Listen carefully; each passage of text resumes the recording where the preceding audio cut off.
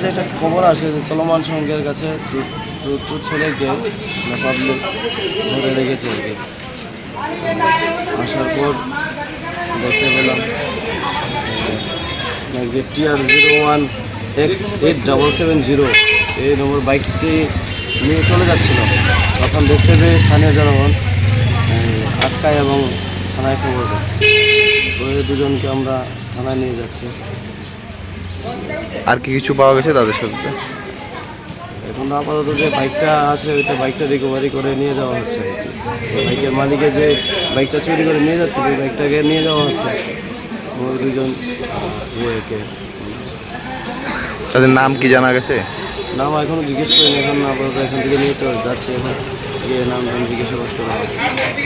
Thank you.